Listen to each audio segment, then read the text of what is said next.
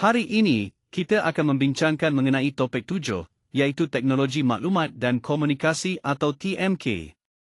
Fokus utama kita adalah untuk memahami bagaimana teknologi ini mempengaruhi Kesatuan Nasional Malaysia. Kita akan lihat bersama bagaimana kemajuan dalam bidang TMK menyumbang kepada perpaduan dalam masyarakat yang berbilang budaya dan kaum di negara kita. Objektif pembelajaran kita hari ini adalah untuk memahami dengan lebih mendalam mengenai hubungan antara manusia dan teknologi. Kemudian, kita akan membincangkan aspek yang sangat penting iaitu etika dan peradaban dalam penggunaan teknologi maklumat dan komunikasi.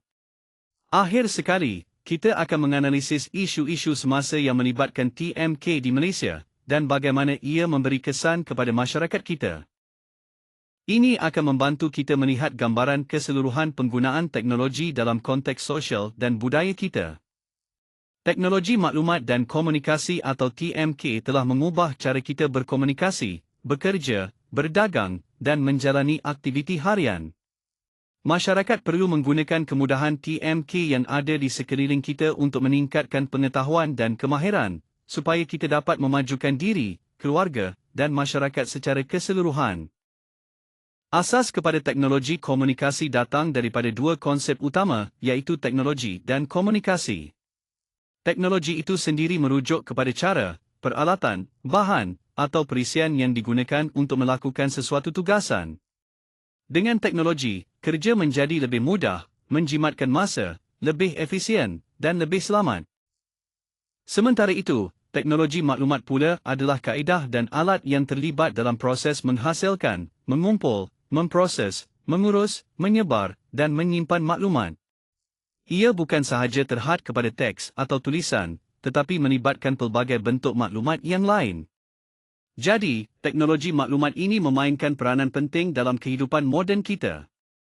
Pada era penulisan, buku penting disalin semula secara tulisan tangan oleh individu yang memiliki tulisan kemas. Ini menyebabkan pengetahuan sukar untuk berkembang dengan meluas kerana bahan bacaan sangat terhad dan hanya milik eksklusif golongan yang celik huruf. Seterusnya, era percetakan membawa perubahan besar apabila teknologi percetakan membolehkan buku dicetak dalam jumlah banyak dan diedarkan. Dengan adanya media massa seperti akhbar, ilmu pengetahuan dapat berkembang dengan pesat.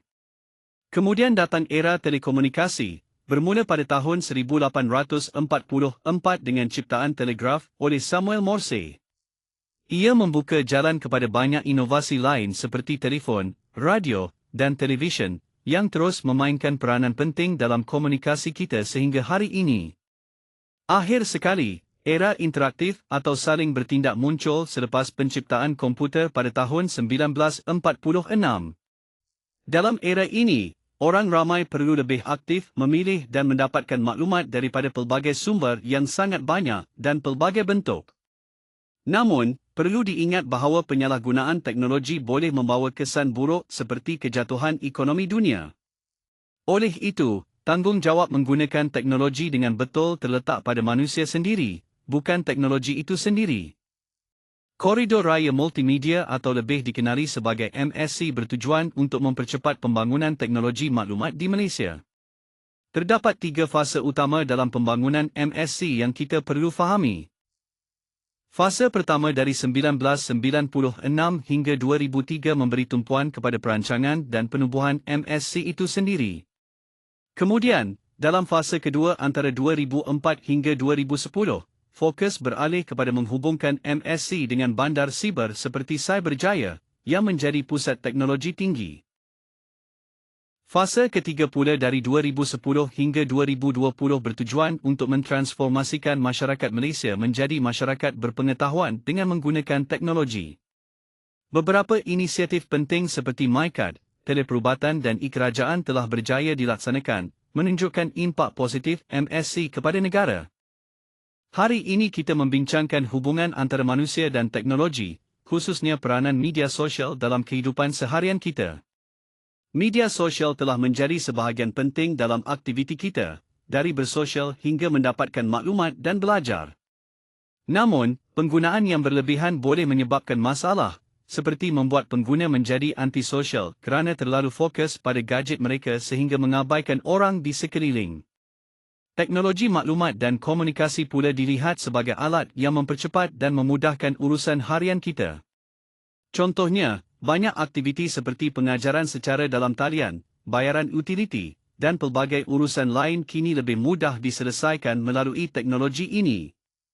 Namun, ada juga cabaran serius seperti jenayah buli siber, ucapan kebencian, dan penipuan yang timbul apabila teknologi ini disalahgunakan oleh pengguna yang tidak beretika.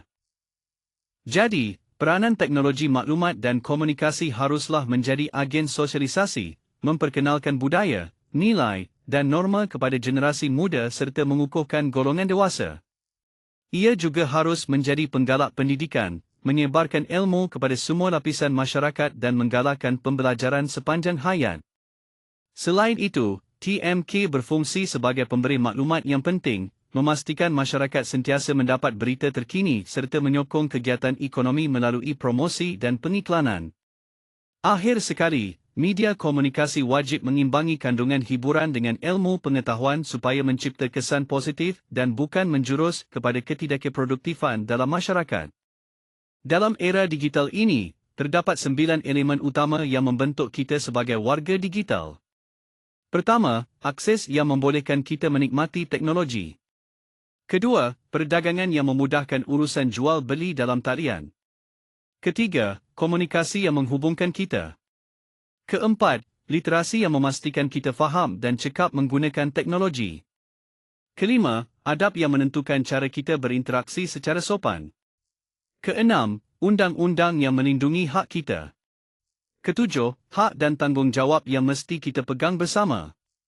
Kelapan, kesihatan dan keselamatan untuk menjaga diri dalam penggunaan teknologi. Dan terakhir, keselamatan yang melindungi maklumat kita daripada ancaman. Penting juga untuk kita sentiasa memeriksa dan menyelidik sesuatu isu terlebih dahulu bagi mengelakkan penyebaran maklumat palsu yang boleh membahayakan individu.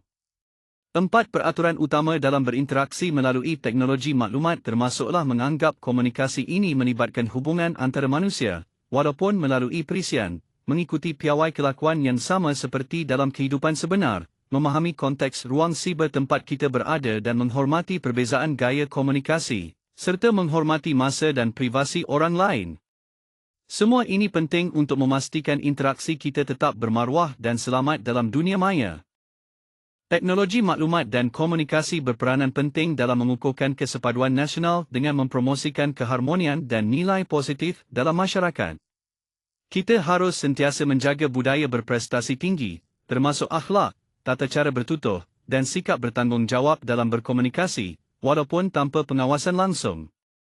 Dalam aktiviti seperti pertuturan, penggunaan bahasa formal dan jelas sangat diperlukan, sementara perkongsian maklumat mesti mempertimbangkan implikasi perundangan supaya segala yang dikongsi mudah dipertanggungjawabkan. Selain itu, pendekatan nasihat haruslah berhikmah supaya memberi kesan positif dan berkesan kepada penerima. Dalam berdebat pula, perbincangan perlu berasaskan fakta dan bertujuan mencari penyelesaian bagi memastikan suasana kekal harmoni dan berhemah. Penampilan diri pula harus kemas dan teratur, memenuhi tuntutan moral, nilai sejagat, dan hukum beragama. Begitu juga, tata cara meletakkan gambar perlu memastikan ia bersifat komersial dan sejagat untuk mengelakkan implikasi negatif. Semua ini bertujuan mengharmonikan kehidupan sejagat dengan menghormati orang tua, menyayangi orang muda, serta menyantuni etnik berbeza sambil menjaga privasi diri dalam setiap interaksi sama ada nyata ataupun maya. Isu semasa dalam teknologi maklumat dan komunikasi membawa pelbagai cabaran serius kepada masyarakat kita. Antaranya, keruntuhan akhlak yang tidak terhad kepada golongan muda sahaja, malah golongan tua dan kanak-kanak turut terkesan. Isu seperti pornografi, buli siber, ketagihan permainan video, serta vandalisme semakin membimbangkan.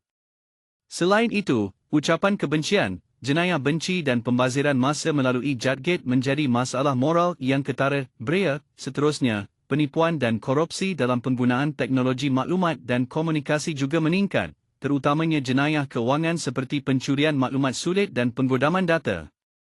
Pencerobohan hak privasi pula menjadi realiti yang sukar dielakkan, di mana media sosial sering menjadi medium pengintipan yang membuka peluang kepada pelbagai jenayah sampingan. Tambahan pula, Peperangan kini memasuki era baru dengan penggunaan senjata tanpa manusia seperti drone dan alat logistik ketenteraan yang dikawal dari jauh.